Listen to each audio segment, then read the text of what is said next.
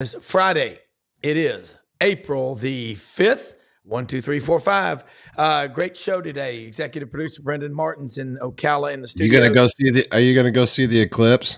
We might. I mean, I don't know what time it is. It's going to be the top spot in the country is about 2 hours from us in Hardy, Arkansas, up in the Ozarks. I mean, that's going to be one of the spots. So we might do it. Depends on what time. We'd have to leave right after the show and go up there. Would be I think something you to should see. go. Can you take a picture of it? I don't know. You have to have like special glasses and Yeah. stuff. Okay. And I think you need a special. I'm sure there's an app for it or something. Yeah, there's an app, of course. Hey, we've got Coach John Brady, took LSU to the Final Four, Sanford, Arkansas State, now color analyst on the LSU Basketball Network. He is going to join us for Final Four preview. Doug Dean over in Moundville in the Black Belt, West Alabama. Mountain View. He is from the field. He is turkey hunting right now in Alabama. And we'll also have Coach Matt Dean join us about 15 after. Does he have a turkey collar? Does he have like a? Well, the hen call. This is what you do to call in the gobbler. You get the hen going. It's a. My son Max can call him in with his mouth. Some people use a diaphragm or they use the. You've got a slate call or whatever, but you get that thing going. I'm a little bit hoarse this morning, but you do it about 8 or 9 times, kind of pause, and you'll get that gobbler. He'll hear it. He'll come in. So, hey. Listen, when I was a caddy in Castle Pines, we had turkeys everywhere. Yeah, so, Easterns, and you get a Merriam's turkeys out west. So, look, it is Turkey Day, folks. And look, get ready. Smash the subscribe button in the bottom right-hand corner to YouTube. Hit allow notifications. Hit allow notifications on your Android or your iPhone. Tell your friends, family, and neighbors. And where all can you find the show, Brendan? You can get them on Facebook. Check us out at Sidelines on Facebook. You just hit the like button. You'll get notification we're live there. We simulcast on the Buddy Martin Show page as courtesy on the back end there for those folks who are Gator fans and want to come and find us. We're also on YouTube. Check us out on what you're watching right now. So, and you can watch the replay. Hey, maybe you got here a little bit late. Just go ahead and hit the rewind button. You can start. Yeah. Speaking of late, Mildred just walked by with Delta. Coffee from Mildred. Pow. Oh, Mildred. We'll be back.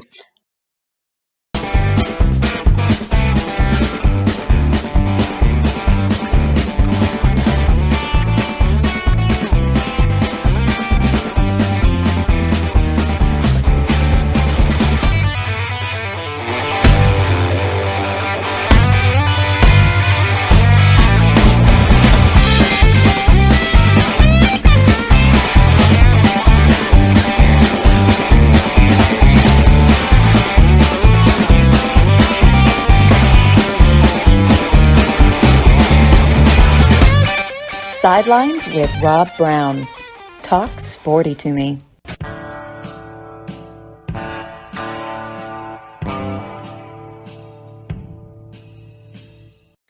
All right, man, we have got Doug Dean.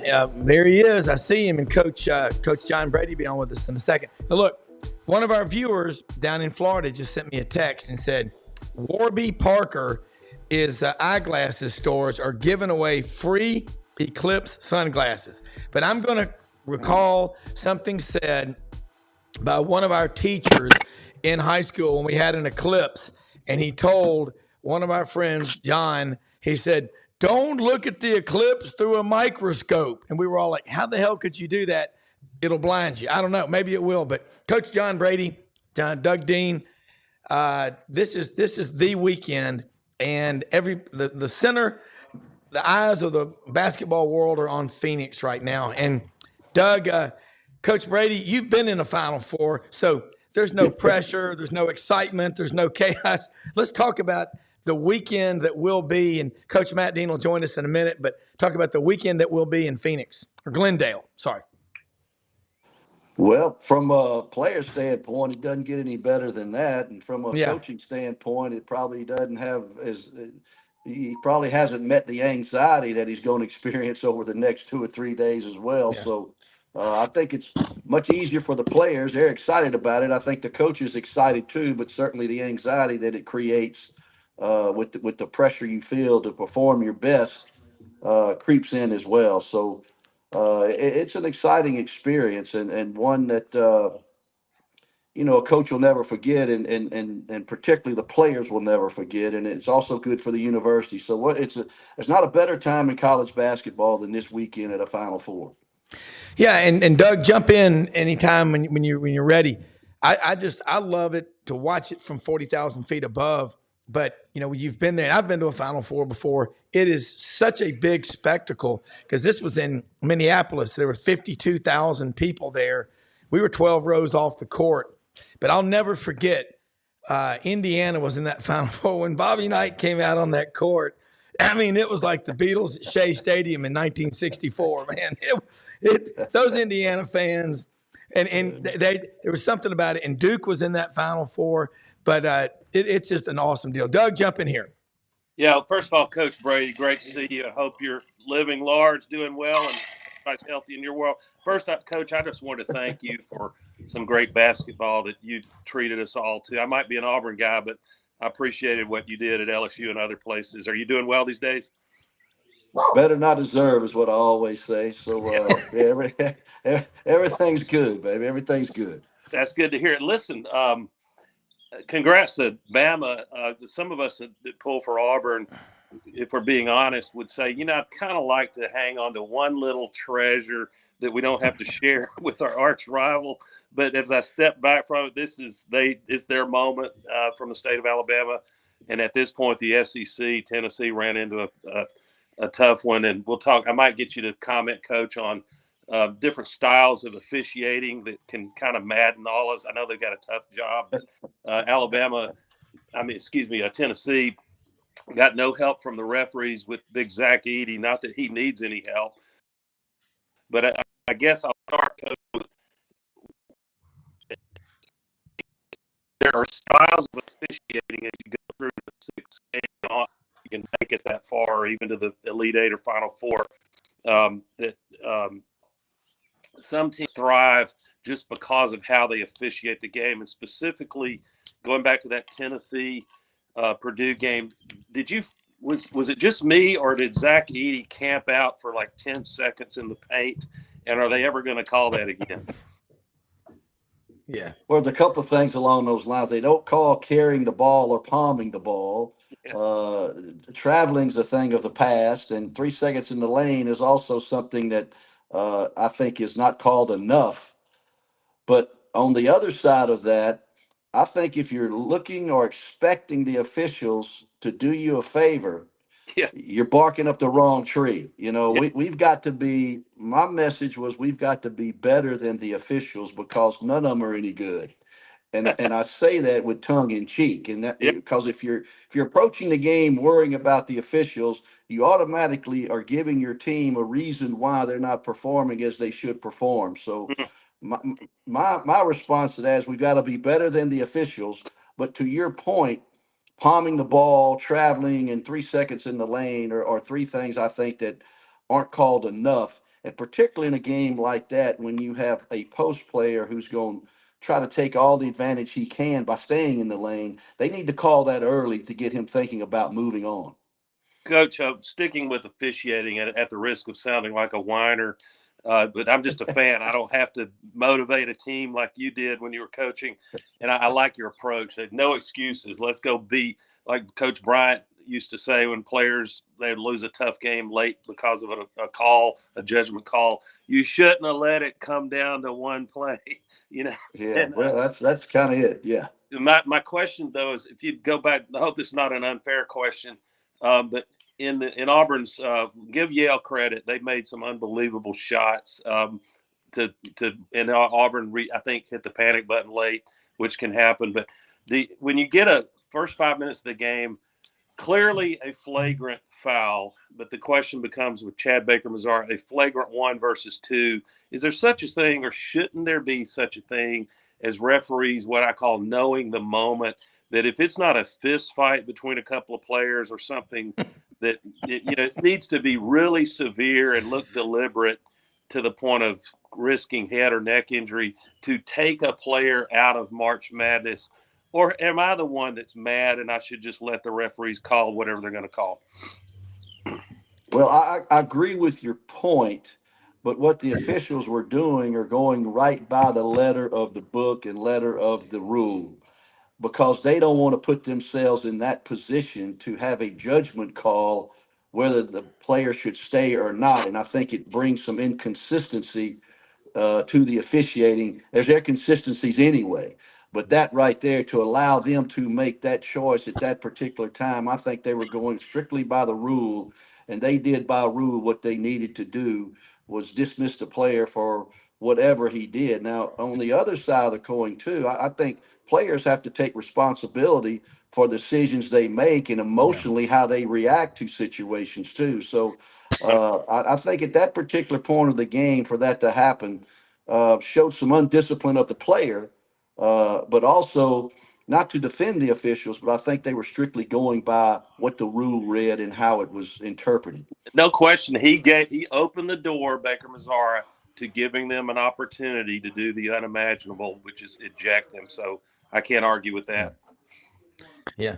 Matt Dean jumping here with Coach John Brady. Coach Matt Dean, John Brady has coached a long time with men's and women's basketball at Rhodes College with Herb Hildegren. And then he was the women's coach for 16 years. He's a basketball junkie. Then he's got one of his sons on the football staff with Dan Lanning at Oregon. So he is, let's say, slightly interested in this topic, and a big Iowa Hawkeye fan who basically told all of us a couple of years ago about Caitlin Clark. So jump in here, Matt. Well, it's always a pleasure to be on with Coach Brady and Doug Dean. It's great to see you. And I just want to let you know I was completely wrong, Doug. 2 weeks ago, I really thought Auburn, man, I felt like it was their year. I felt like they were the one team that could challenge UConn in the bracket. And you guys were just discussing what happened in the Yale game. And that's just how fragile this world is in a one-game survive and advance situation. Yep. I was discussing yesterday on this show as an Iowa fan growing up in the state of Iowa in 1980, under Lute Olson, the Hawkeyes were in the Final Four playing Louisville. And the other side of the bracket, I believe, was Purdue and UCLA. And that was Dr. Duncanstein with Dale Griffith for the Cardinals.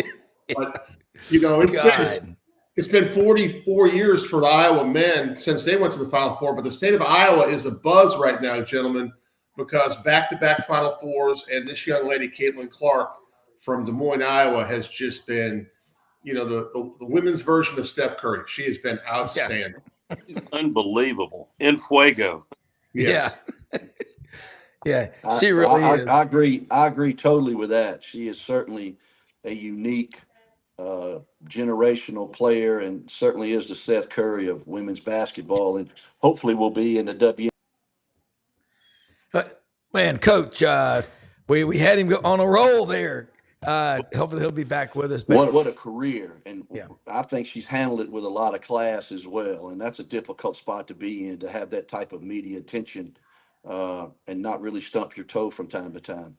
Coach, do you think UConn's women's head coach tonight, do you think teams are trying to defend and slow her about right, or should they commit more defense and pressure to slow her down? You there, Coach? What happened? Rob, I lost your audio. Whoa, sorry about that. I had the mute button on there. No, Yeah. Coach, you back with us, Coach? Yeah. He should be. But I mean, I think everybody, when you look at Caitlin Clark, there's nobody in the men's game like a Caitlin Clark, Doug, that can go out there and shoot like that every single night and put up the numbers. Zach Edey is a big man inside and you talk about what are the flaws in his game. The flaw that I've heard is he takes the ball down to his waist before he puts it up. And if he takes it down low, some of the other mere mortals might be able to strip the ball away from him. Yep. Matt? Well, one of the things, Doug, that I think gets overshadowed about Caitlin's game is she's just a tremendous passer. And going back to the days when I was watching Michael Jordan play, one of the things that Michael always used to do early in the game, he wanted to get his teammates involved, and then he would pick and choose his spots when he would kind of take over a basketball game. If you watch Iowa play, they're at a really fast pace. Their bigs run the floor really well. She makes some tremendous lead passes in transition that leads to easy offense. And if she can get her teammates going, then she kind of gets at ease and knowing she doesn't have to do as much herself. Yeah. Coach Brady, yeah. Cut off, Coach. How would you try to defend Caitlin? Well, I equate it back to how we would guard Caitlin and how we guarded J.J. Redick when we beat Duke on the way to the Final Four in Atlanta. I think, at that time, J.J. Redick was averaging 28 points a game or whatever, was player of the year in college basketball. They were the number one overall seed, number one team in the country. And my idea was, we're going to make one of them other cats beat us. We're not letting J.J. Redick beat us. I'm going to cut the head off the snake and see if they can play without it. And we double teamed him everywhere he went. We won him out of every ball screen. If there was a doubt of getting hung up on a screen, the guy guarding the screener would jump and double team him. If they slipped the screen and shot a layup, so what? We were going to make somebody else beat us. And I think the players the girls on the Iowa team, when Caitlin's playing well, they play better too, because she finds them. She's a great passer, as y'all alluded to. She's unselfish, even though she scores 30 some odd a game. So I think you've got to do everything to keep her she's a no catch, no help player. And she's a double team off every ball screen. And when Caitlin said after the game that their plan was to go into the game and set a lot of ball screens for her, I automatically thought LSU should have double teamed her on every ball screen and made one of those other players in that level of competition to beat me, not let the best player beat me. And JJ, I think that day was 3 for 17, held him to 9 points or 10 points, and we held Duke to 54 and won the game. So I think I would equate that with guarding Caitlin Clark. She was the JJ Redick, the leading scorer in the country, and I think that's how you approach it. I don't think you let her do her thing, because when she's doing her thing, she makes everybody else better. And it sounds crazy to talk about. A victory might be holding her under 30, Coach. Well, yeah, I mean, at least make her shoot a difficult percentage. Mm-hmm. Don't let her shoot whatever she was, 8 for 19 from the three. I don't think that's what she needs to do. I think you need to really make it difficult. And I don't agree with somebody, well, you can't stop her. You can stop sometimes anybody if you put enough emphasis on it. That's coaching, that's teaching, that's instruction. So that would be my approach. Not that it's the right approach, but that would be just my approach. Well, Coach, here's a question that you hear a lot, and people make this statement a lot. And I know Doug and Matt have heard it. We're going to try to run them off the 3-point line. Talk about that strategy and why people. It sounds a little complicated, or easier said than done. Yeah, any philosophy or idea of how to guard someone, none of it's easy. It takes effort. But I agree with you. I believe, like Alabama, my idea with Alabama was to always run them off the three. What does a team really want to do? What's their specialty? Alabama is ball movement, penetrate, kick, shoot threes. They want to shoot 33s a game. I would try to make them shoot 15 to 23s a game, take them off the three, crowd them up, no help on the drive, make them beat me with tough twos. That would be my approach. Make them do something that they don't really want to do, is take tough twos. And I would just play them one-on-one in the perimeter. Or Tim Floyd suggested this, whoever the worst shooter is for Alabama, stick him in the paint. Don't guard their worst shooter on the floor. Stick him in the paint. And let him protect the basket and shade everybody else, and no help, no catch, and approach it that way and see if that works. Coach, and to borrow a term from football games, when you're outmanned, you're heavy underdog. I guess Alabama's a 12-point dog against a very good UConn team tomorrow night. You want to try to get the opponent to play left-handed, do something that's uncomfortable for them. And of course, UConn will be trying to do exactly that to Alabama. How can Alabama make UConn play in a style that's a little uncomfortable for them? Well, I think Alabama prefers to play a little up tempo and up and down and shoot it quick and get back on defense. And I think Alabama's biggest issue is they've decided to guard the last 4 or 5 games. And I think that's the biggest thing with them. If they defend it well in the perimeter, they may have an opportunity to win the game. But Alabama's got to make 12 to 16 threes in this game to beat UConn, I think, who runs the best offense I believe in the country in terms of off-ball screening, player movement, cutters, those type of things that make offense difficult to guard. And I think UConn by far, uh, is the better team. I would love to see a UConn Purdue matchup in the championship game. So, Coach, this is sort of a subplot, and since you had to travel and probably at times take your team on some complicated travel, and you get delays, that happened to UConn. I'd love your take on, is it no big deal, or is it potentially at least a small factor for UConn and possibly being fatigued? But their flight was delayed. They had to de-ice the wings, and they arrived in Phoenix or wherever they flew into at 3 a.m. on Thursday. So that's a short turnaround. Are these kids so resilient physically that that's no big deal, or since Alabama arrived Tuesday, is that something to keep an eye on?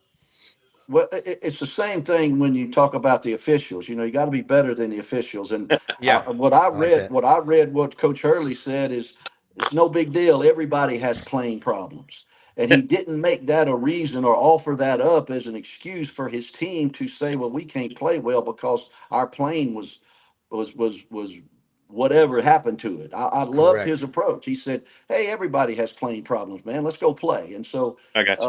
I think Love the it. coach sets the tone in that sort of situation. Matt, yeah.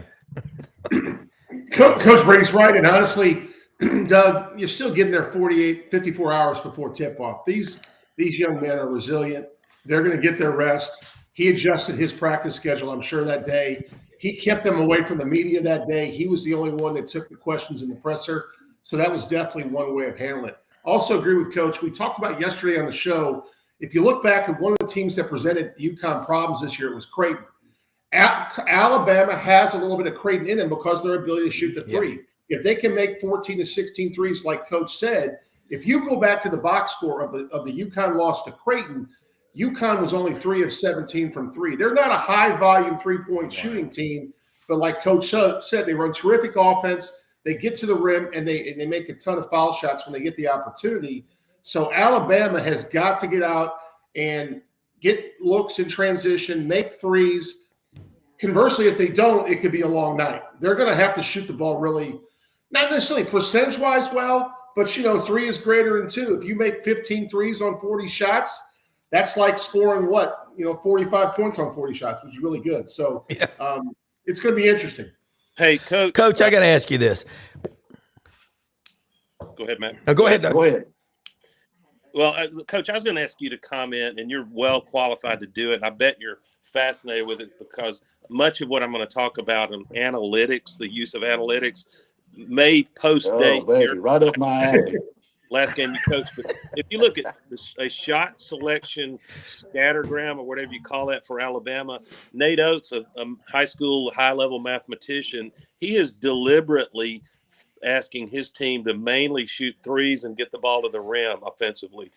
So it would look very concentrated in those two areas, and it flies in the face of being balanced and spreading the shot selection around the whole, that side of the court. So do you think that's a system? I don't want to use the word gimmick because the guy just made the Final Four, but do you think this will have a long life in college basketball, or is it more fleeting, do you think? Well, there's a lot of ways I can go with that. When I was at Stanford University, I had a guy with me coaching named Jimmy Tillett. He was an offensive genius. And back in that day now, in 91, 92, 93, our idea, because the type of players we could get there that could shoot it with real skill, we shot threes or we took it to the rim. We wanted a layup or we cut out mid-range way back then because the type of players we get. Now, and that's not necessarily how I played at LSU because we couldn't get those kind of guys. We went with a bunch of strong forwards and power forwards, and we played a high-low game and tried to throw the ball inside. I respect Natos for this. It may not be the way I would play it, but it's certainly the way he plays it, and he believes in it, and he recruits to it. Yep. And they hear the same message every single day about what he wants them to Yeah. do offensively. And I think it pays off during the course of the game. And to your point, I do like this, the analytics and the 3-point shooting and the spread the floor, and everybody plays the same ball screen, spread, penetrate, kick, extra pass. All that's nice. But what I like, these 4 teams in the Final Four, 3 of them have an inside post player that is no Yeah. hybrid player. He's no pop and shoot guy. He's a post player, and they Yeah. throw the ball inside. So, with that being said, there is alive and well in some programs, old school basketball, throw it to the post, play inside out. I kind of like it, and I'm interested to see if UConn and Purdue play each other, how that plays out, because both of them have really good low post players. Coach, you Coach, got I got to throw this one at you. DJ Burns at some point. Yeah, exactly.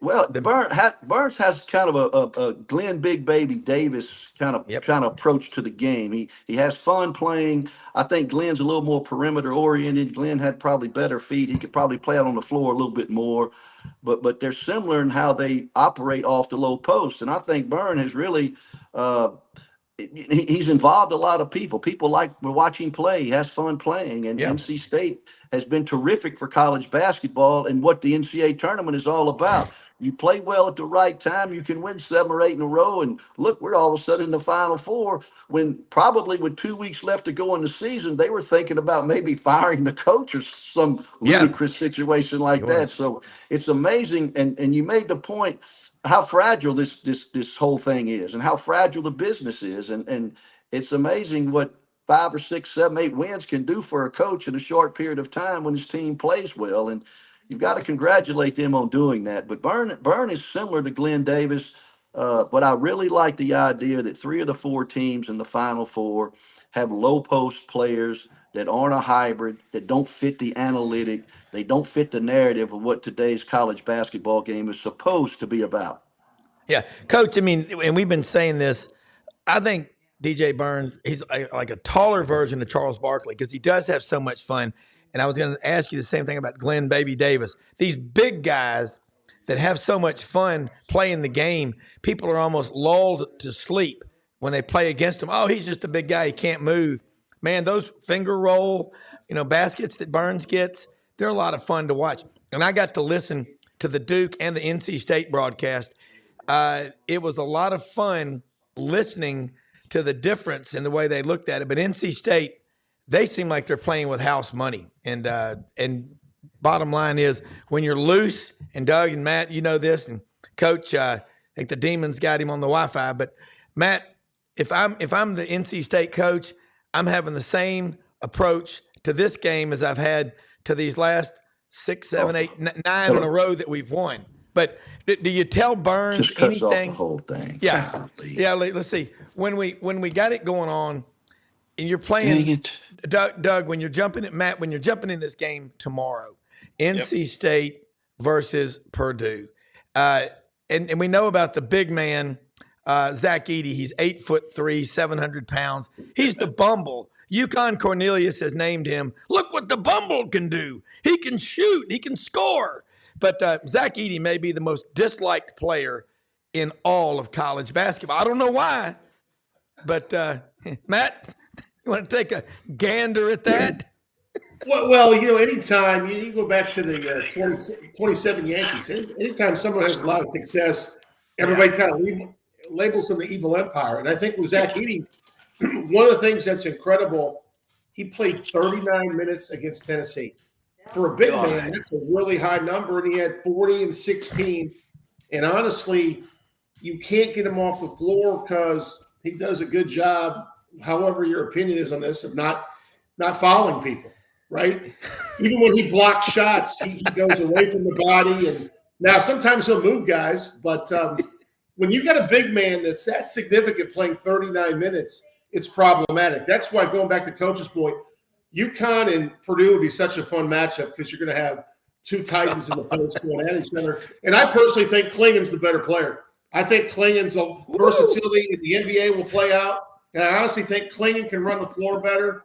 And I just think it's once again it's the UConn Invitational.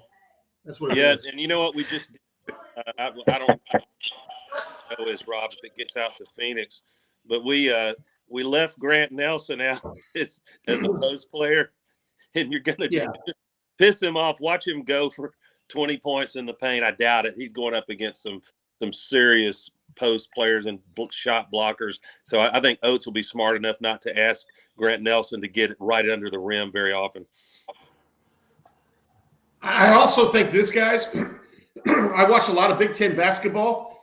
Illinois was one of the best teams in the country all year. Yeah. UConn decimated them on a 30-0 run. Yeah. I mean, I'm just telling you, Brad Underwood is a phenomenal coach. Yeah. UConn went on a run that was phenomenal. And honestly, I think they just pick and choose their moments. And I just think they'll do the same thing to Alabama. They guard. Yeah. Yeah. Hey guys, did y'all know that DJ Burns is a multi-instrument musician? He plays upright bass, I think saxophone, and 2 other instruments. So he'll either be an offensive line or tight end draft in the NFL. Possibly the Houston Rockets will give him a shot, or he can start his own jazz band. I think he's going to play some. Coach, don't you think? Hey, y'all, one of the greatest quotes ever on sidelines in the history of great quotes is Coach John Brady last year. You know, Arkansas was struggling, and everybody said they had 3 or 4 lottery picks on their team. And Coach Brady said, let me tell you something. I've coached a lottery pick or 2 in my day.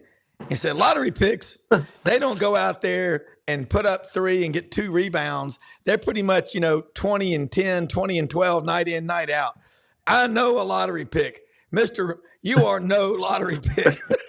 I mean, not in exact words, but another thing is, how about the road trip with Glenn Baby Davis? And you talk about the nucleus of that 2006 LSU team that went to the Final Four. Damn near everybody was from Denham Springs, Napoleonville, Metro Baton Rouge area, And as the Ott father, Jimmy Ott, I love having him on the show. And he loves to play the horses and the lions.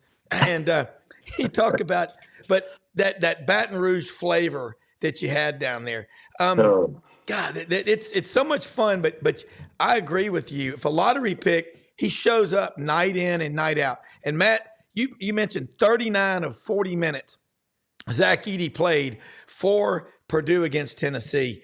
That just shows you now, Bruce Pearl, you get 20 minutes, 15, 20 minutes for most of these guys. 40 minutes, Coach Brady, in today's world at 7'4" and 320 pounds for Zach Edey. He's a superbly conditioned athlete, isn't he? Well, I think it's all overblown about what do you call it, management or load management or whatever this is going through everybody today. I don't understand it. But, going back to the point I made about lottery picks and NBA players, consistency of play to me and what you're going to get every single night from a player coincides with really how good he is. The thing you want as a coach is you want to count on a couple of 3 players that are going to get you 18 and 10 or whatever the case may be every single night. So I think we throw around lottery pick and NBA draft choice way too easily today. And I think some of these players get this in their minds about how good they are, and they've never been consistent in what they're offering or bringing to the table. And Coach, now with NIL, and there's not unlimited resources for NIL, and there's a really strategic allocation of that. You're seeing more of players that a few years without choice, even though they have more year of eligibility or 2 more years, they think their best chance is to the draft, and maybe they'll be in a developmental league. Maybe they'll end up in Europe. Now, and a good example might be Janai Broome, the center at Auburn, who was on, All-American list. It's not impossible that if he's projected below first round, that Auburn steps up. If they think they've got the pieces in place for another big run, they step up and give him a very lucrative NIL, which is equal to or superior to what he might make his first year in the NBA. Well, that's where we are. I mean, I don't disagree with any of that. I mean, Yes. I don't hold the players accountable or responsible for where college basketball is today. I think it's disappointing in some ways to me that Yep. this is what we're talking about: transactional players at the college level, Yeah. and for at the high major level, that's kind of where it is.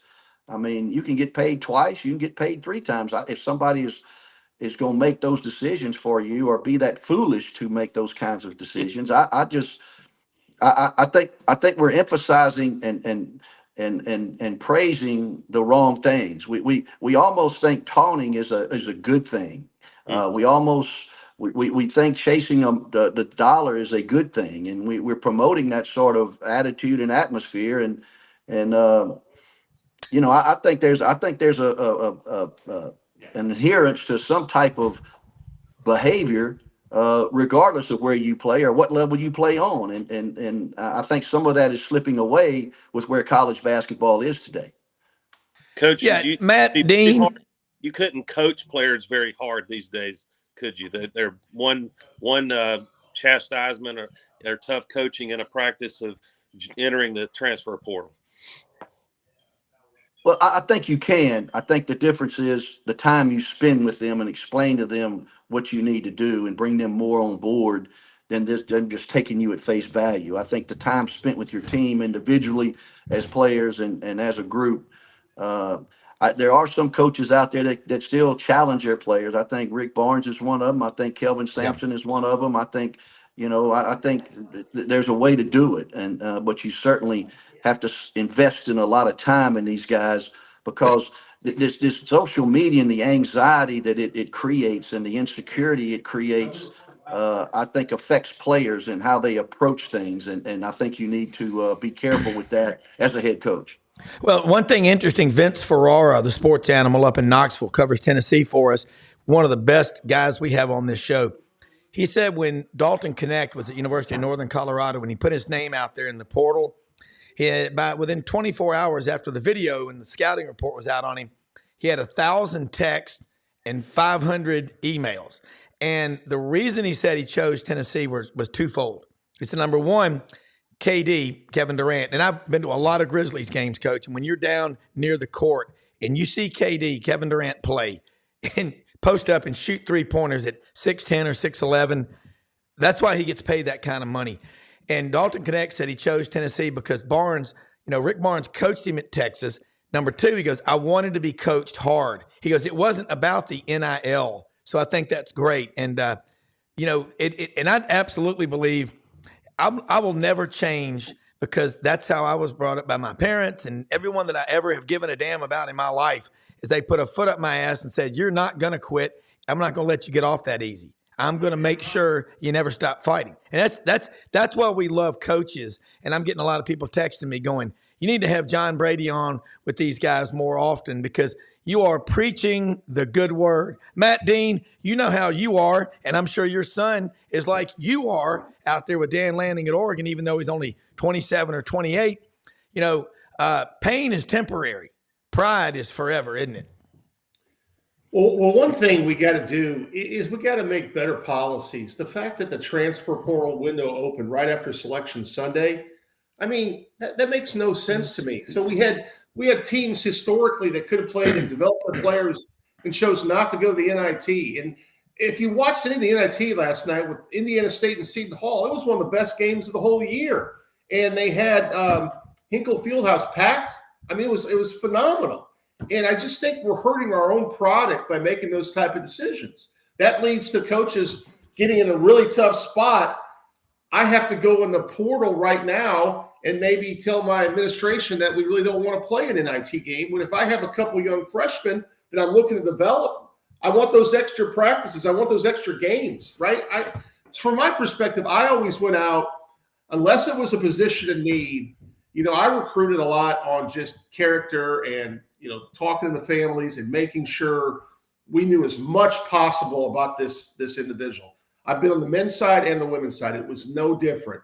And when you have the right people in your program, and like Coach said, you're allowed to coach them hard, you know what happens? You have development and you have continuity, and that is greater than some other people's one-and-done talent, in my opinion. Amen. Hey, Coach and Doug, Tommy Kane, who was on the show with us Monday. He's a cool story. He's a NC State alum. Was a manager, Coach Brady, when Les Robinson took over near the end of Jim Valvano's life. He's got a cool story. He's going to be on with us in a minute. He just texted me. He's in Lake Santee, South Carolina, bass fishing with his brother. But he was at NC State as a manager. Grew up. This is what we love basketball in Wilmington, North Carolina. Could recite the fight song from 3 years old at NC State. Na, na, na, na, na, na, na, na, na, na. And, this is what we love. So the day before they're playing Duke, and Jim Valvano was, I think, doing TV at the time, basketball. The coach at the end of practice threw him a jersey like the old Mean Joe Green Coca-Cola commercial with the kid and said, Kane, you're playing tomorrow. And he went out there and he did it. Hey, Coach Brady, this is Tommy Kane. Mr. Wolf, I love it. I love it. How you doing, Coach? Hey, I'm doing well. You're a happy man these days. Oh, man, I'm jumping on a flight this afternoon, gentlemen. I'm flying out. Gentlemen, I'm here for the game. I can't wait. I can't believe you're flying out to Phoenix. DJ Burns jersey on there.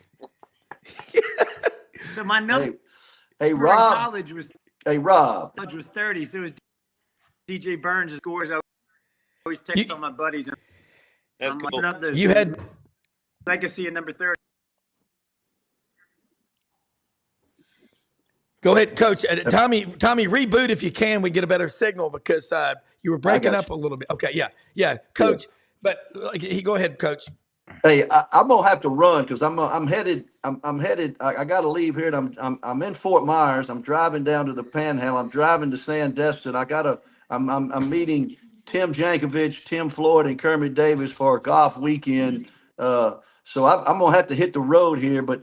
Hey, I really enjoy talking with you guys. Matt, Doug, I appreciate you guys. A lot of fun, a lot of ideas exchanged, and have me back anytime, Rob. I'd love to come back. No, real quick, we'll let you go, but Coach Musselman is off to USC. Feels like a lateral move to me. The Dominoes, there's rumors of Beard leaving Ole Miss for Arkansas. I don't know if that's accurate. Dominoes keep falling, Coach. Your phone is going to ring. You ready to coach again? I don't think that's my bag these days. I'm totally in another direction. If I could help someone in some way, consult or help somebody in that regard and give them a different point of view, that might be something I'd be interested in. But to be full time into it and live and die with every win or loss, 41 years was a good run. I think I'll just chill out. 41 years. Coach. All right, Coach, thanks so much guys. for being with us. All right. Appreciate it. All right, Tommy Kane, now you were saying something about you were getting on the Greyhound. No, you're flying out to Phoenix. You and Mr. Wolf, and Doug Dean made a point. Doug said, I'm surprised you don't have a DJ Burns jersey. Oh, look at that. Mr. Wolf, But let's talk about it. Coach Brady was, man, and I keep saying to him, Doug Dean and Matt Dean, I'm going to throw this at y'all because Tommy will I think I know where he stands on it. SEC Network, they've got it down in football. Basketball, it's good. ACC Network, their basketball coverage is on another level.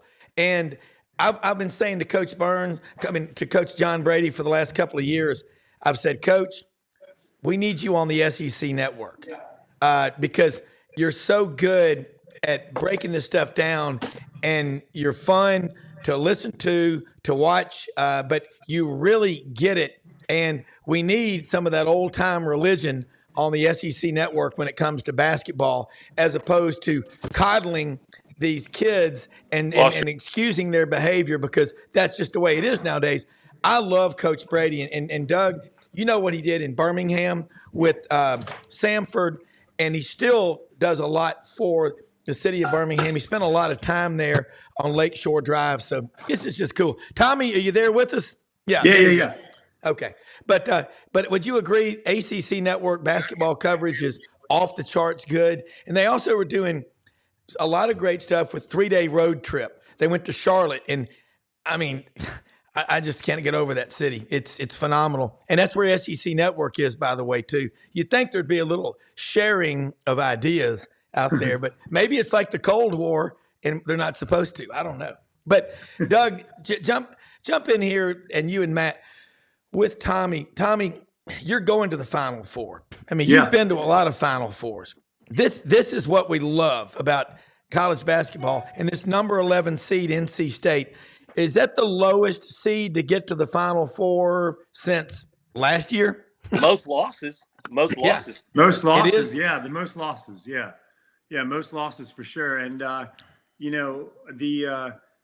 it's just amazing, guys. I mean, from a fan standpoint of being an NC State fan, obviously it's amazing, but just being a fan of the sports in general, right? I mean, their story has captivated the country. It really has. I mean, DJ Burns has become a cult hero around the country. I mean, it's just fun to watch. And, those guys are just playing hard, but they're having fun. And that is the ultimate chemistry that every coach tries to get, right? Is the guys to play hard, play together, and just have fun and not take it so seriously. And that's what they've been doing. And man, they are just, I don't know. I keep waiting as a State fan for the other shoe to drop and for us to lay an egg and for Purdue to beat us by 50. And I don't know, they might, but I'm riding the wave while I can, because as a State fan, it's few and far between, right? So yeah, Matt, you hear what he's saying? Waiting for the other shoe to drop. I love that. Hey, it's incredible, Tommy. I just look at what they did in the ACC tournament, and when you can do that, I'm not surprised that they've won several games. Now, am I surprised they're in the Final Four? Yeah, I couldn't say I am. But once they had that run and they gained the confidence, we know at one point this season, weren't they 15-5 or something? I'm not sure what their record was at one point this season, but we know they have it in them. And when you get hot, it's a little bit like the golfer that makes the cut and posts a 62, 63. You're in that final round, you're in striking distance. And honestly, I think when we were playing Purdue, I said this to my boys who are huge Tennessee fans. I didn't mind the strategy at all. I mean, let Edey get his, shut down everybody else. That was my philosophy. 3 is greater than 2. Tennessee did that. Yeah. They just didn't have anyone besides Connect that really contributed offensively. Right. They missed some offensive shots. And honestly, if Edey scores 30 or whatever, that's fine. Let your guys shut down the rest of their perimeter game. Don't allow Braden Smith to get downhill on the ball screen, where when the help comes from the backside, they lob to Edey for that dunk. Just accept the fact that Edey's going to get his. And when you have a chance to push the ball, make the big man run and push the basketball in transition. That's my game. No, brilliant. I think, it's going to be interesting to see how we play them, because, you can't really prepare for a 7'4" athletic guy that's got a nice touch. I mean, you just can't go grab somebody off the street and be like, hey, come stand in for this guy. Needs to practice. I mean, it just doesn't, Doug, get over here. Come here, Doug Dean. You got to put 2 guys on their shoulders and have them run around. So it's going to be interesting to see how we prepare for them. But, guys, there's so many similarities to when we ran it in '83 and we had to play Houston and all those guys and Akeem Olajuwon and they were like, there's no way you can play with those guys. I mean, that's kind of what UConn's doing right now. But Purdue is a big challenge too. But I told my buddies, I was like, we can beat Carolina in the ACC tournament with Armando Bacot, one of the best big men in the country, and a great, R.J. Davis, one of the best guards in the country.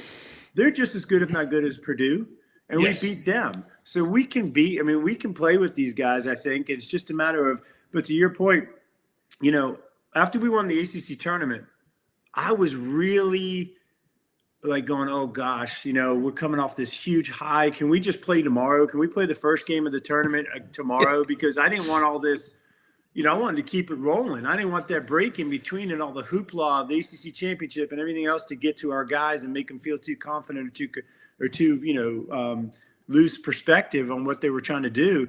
And to Kevin Keats' credit and the staff, they came in and they didn't miss a beat.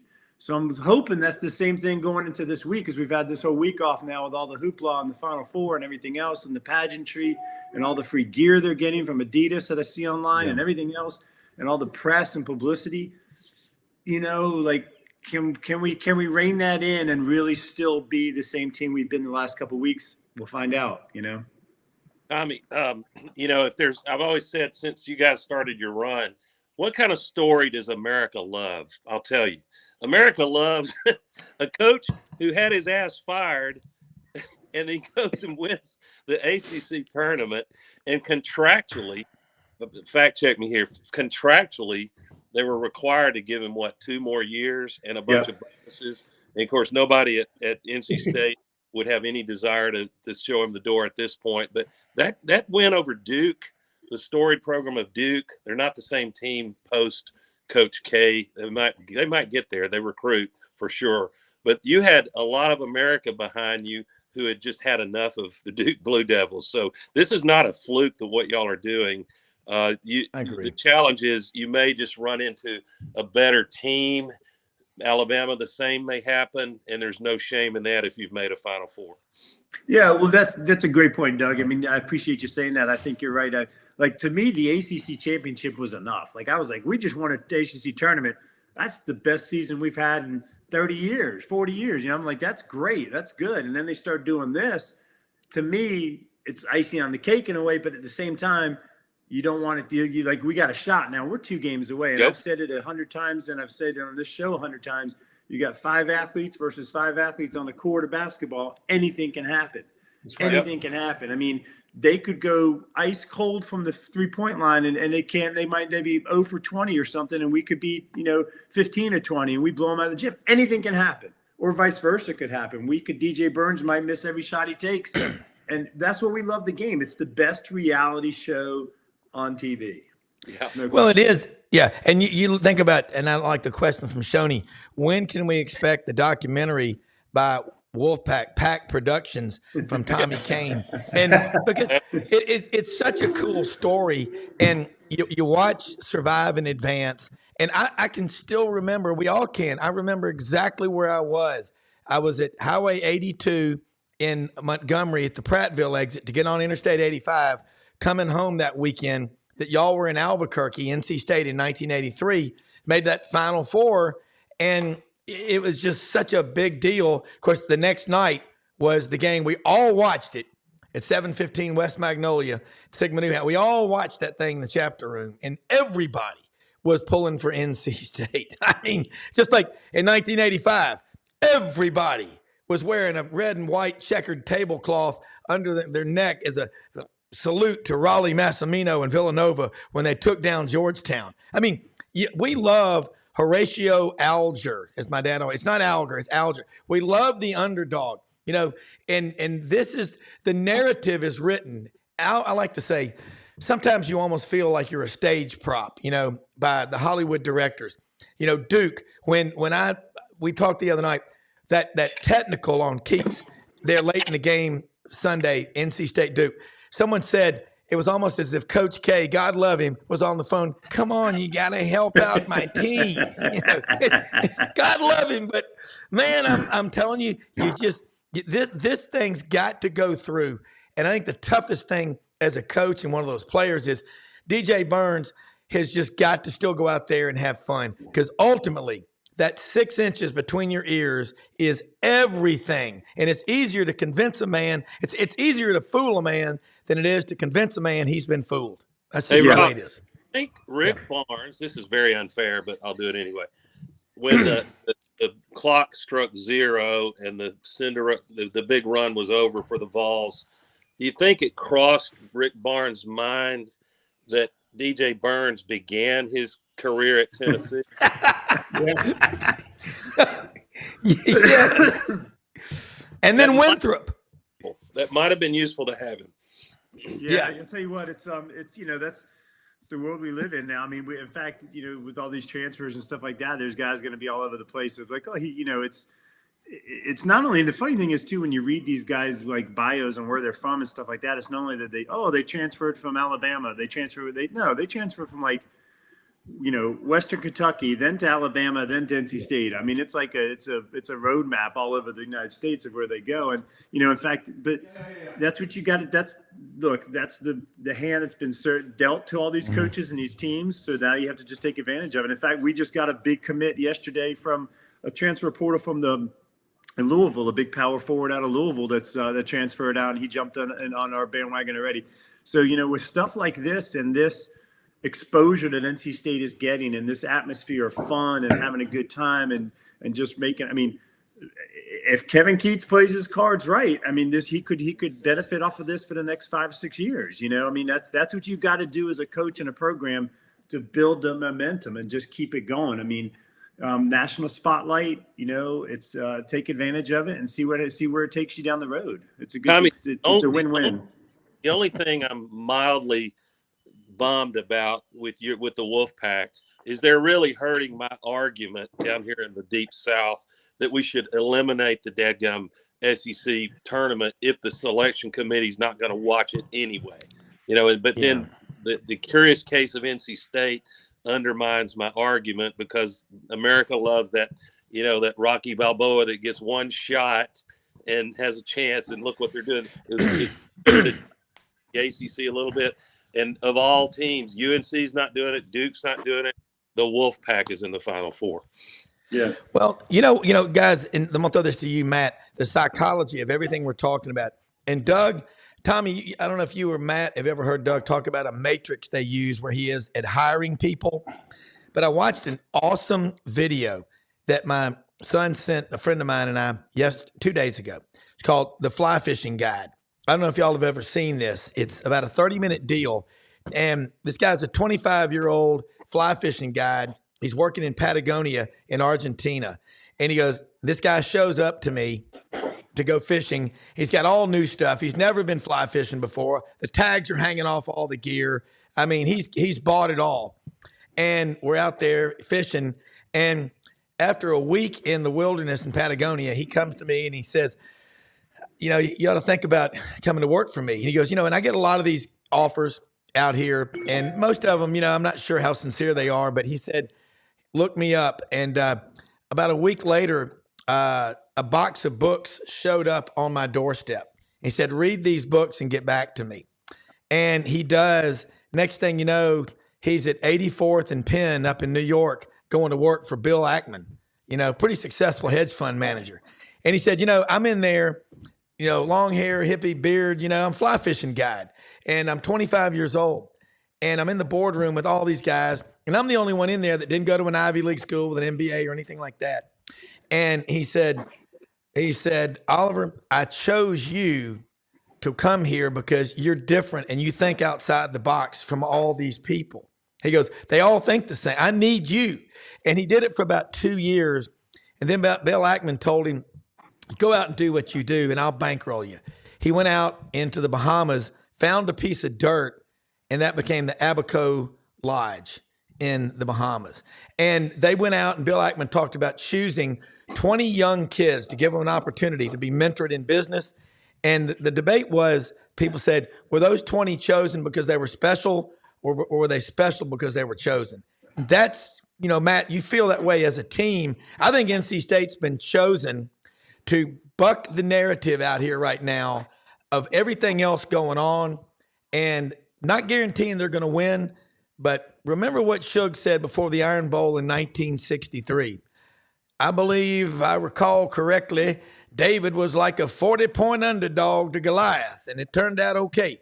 But Matt, I just gave a motivation speech probably. I'm wound up on the Baileys, top of the morning to you, and all my buddies over here are leaving to go to the Little Red River up in Arkansas, about 2 hours away to go trout fishing. But kind of unpack, because I just gave you a duffel bag full of stuff. Rob is in a van down by the river from the sound of it. You're going to live in a van down by the river. As your parents may have told you, sometimes shit happens. Okay, go ahead, Matt.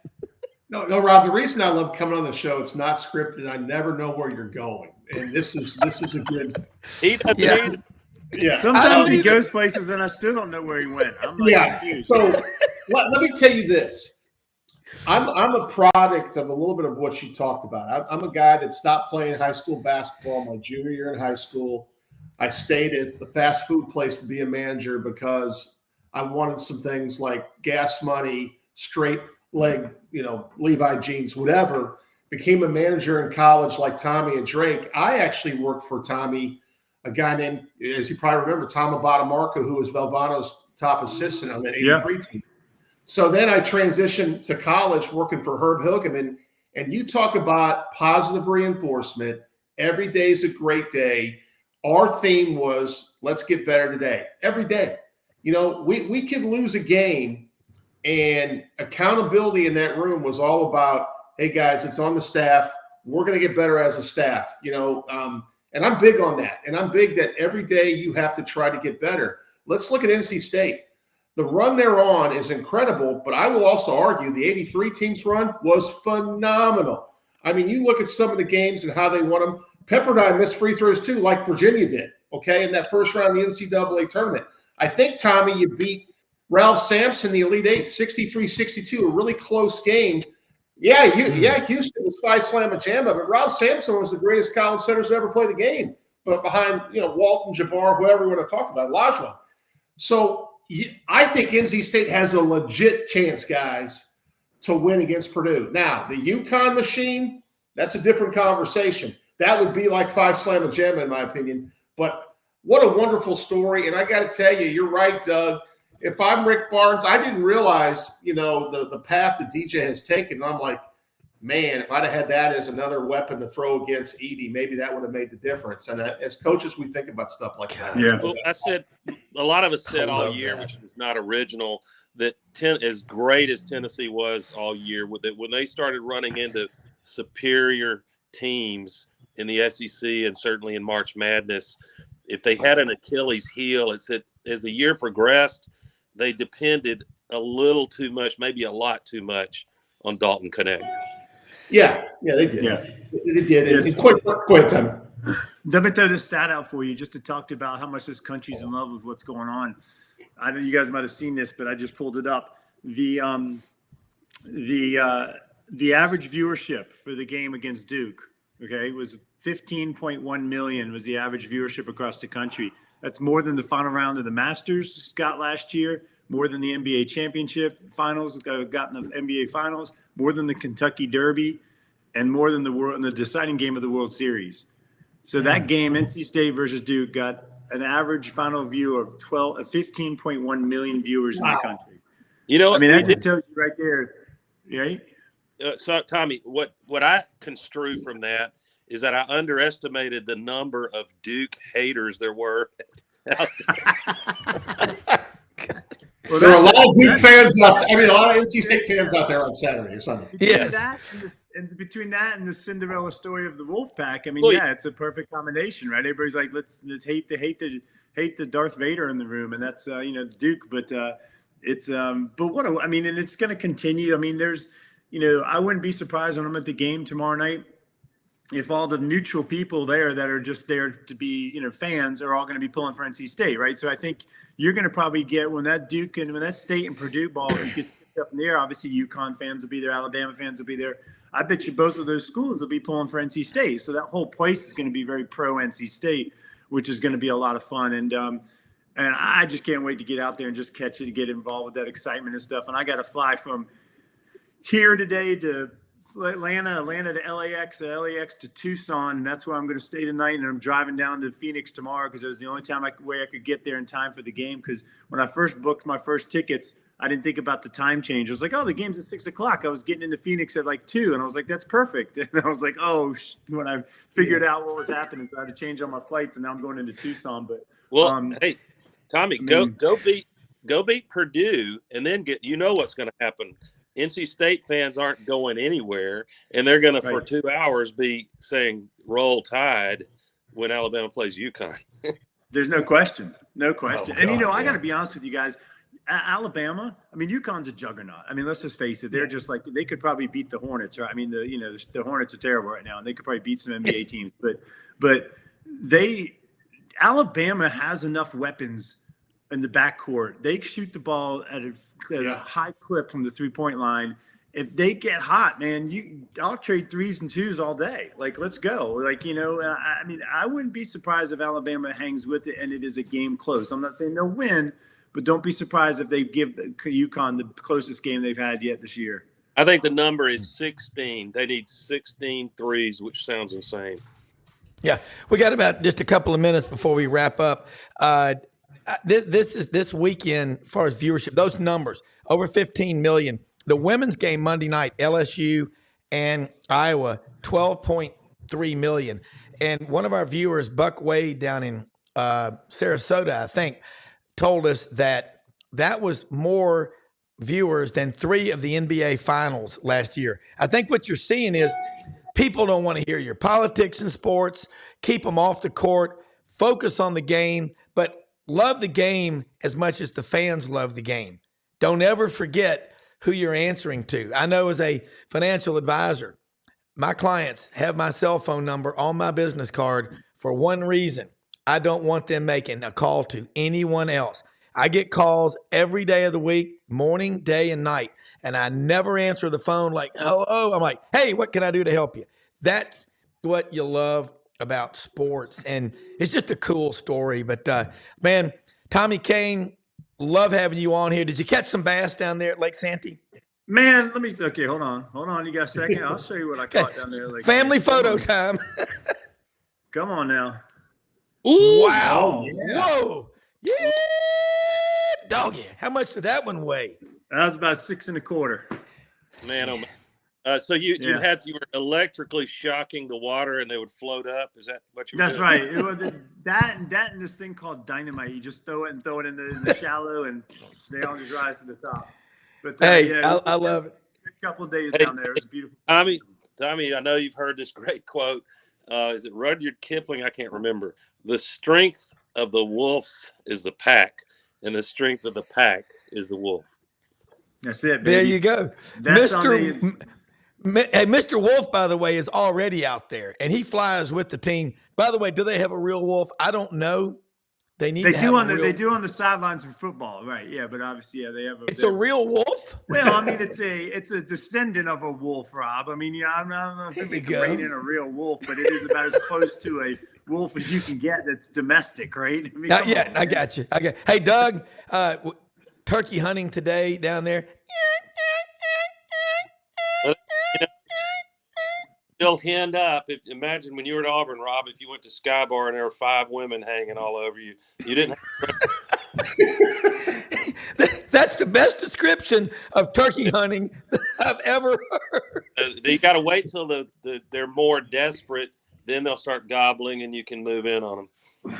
Hey, look, everybody, we'll be back Monday morning, bright and early. Check out all of our sponsors at our website, sidelines.live. ECS House Industries, check them out, houseindustriesinc.com. The Vitamin Shop, Oxford and Olive Branch, Mississippi. Hewlett and Dunn, Tom Martin's Body Shop, Rumble Boxing Gym, Gateway Tire and Service Center. They're all there on the website. Have a great weekend, everybody. Most often we see the face of Christ in the least among us. We live in the greatest country in the history of the world. Go Wolfpack. We'll see you Monday. Go Pack. And go Alabama. Beat that dang UConn team. Take care. Amen. You guys.